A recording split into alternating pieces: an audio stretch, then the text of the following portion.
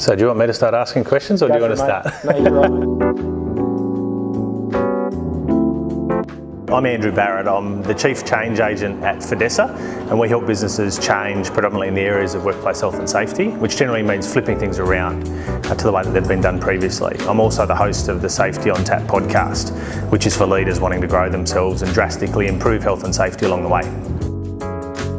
Sitting with Kobe, first of all, is the thing that I'm most passionate about. I'm also passionate about change. So fundamentally, improvement comes from change. Status quo just doesn't work. It might feel comfortable, it might feel safe, but things are changing around us in the world, and so we need to be moving along with that. Not all change is good, and so we need to make sure that we are moving in the right direction. And so I'm really, really passionate about helping people change in the direction that they want to go, which is positive, helpful, making a dent in the world, keeping people safe, connecting with people, getting value. One of the things that I reflected on at the beginning of my business is, do I want to be a proper entrepreneur, or do I want to be a freelancer? Am I selling time, which I can't leverage very much, or am I trying to create something which I can leverage more significantly? And fundamentally, yes, we can make lots of money. Yes, we can do lots of fancy things, but ultimately it's about actually helping people. And so if we can charge someone $10 for something and they get $12 of value, then I'm handing out $2 bills. And that's sort of the way that I look at the world. No. So, I mean, the way that I look at it is I talk a lot about, especially after I've had a few beers, about villages.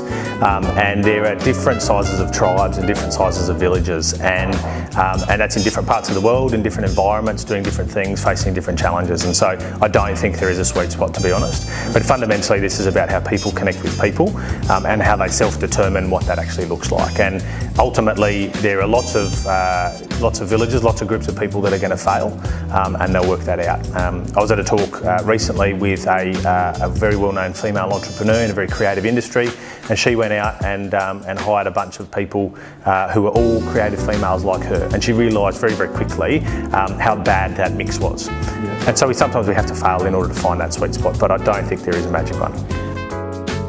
One of the quotes that I love is, yesterday you said tomorrow, which is today.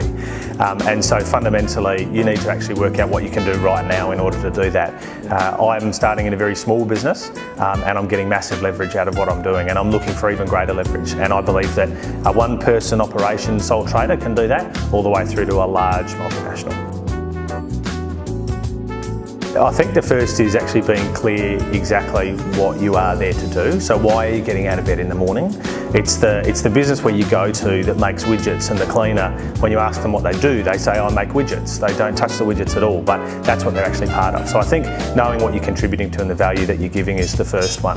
The second one for me is about using your greatest asset, which is your people. And so as much as lots of businesses and lots of industries and lots of jobs are being automated and robots are coming in and whatnot, people are never going to go away. And so we need to actually leverage the value of people more and more. And so following on from that one, we actually need to get out of people's way. So that means reducing the amount of control, and I think that in our top-down traditional hierarchical organisations, which are based on an industrial concept of work, we actually need to work on the basis that the higher up the food chain you are, the less important you should be, the less relevant you should be to the success of the business. So you should be getting rid of barriers and actually enabling people. That's devolving authority, enabling people, rewarding them for great success, and really tapping into every single individual person. On that particular point, when we talk about the super popular disruptors like Uber and Airbnb, the two things that they use in common is that they're actually drawing on spare capacity in the market. And I think that there is just a huge amount of spare capacity in people that haven't been tapped in those traditional business models. And that goes into all sorts of examples, like in the gender diversity debate, where if we aren't actually tapping into the females in the workforce who offer so much value, then we're just not actually maximising the value. And so good business is being efficient, absolutely, being effective, which is directing that efficiency towards your goals. And there's a huge amount of spare capacity in people that we can tap into. I think the safety industry is going to be in quite a lot of discomfort. I can see that there's a big need for us to change, and I use us because I consider myself to be a health and safety professional. There's a huge need for us to change and actually work out what our value proposition is in the changing face of work, and we're a long way from actually working that out. And I think that by the time that change actually occurs, even if we do actually try and do it, we're potentially going to be too late. So I think that we're going to be quite uncomfortable in 24 months' time. You can find Fidessa on Facebook and Safety on Tap.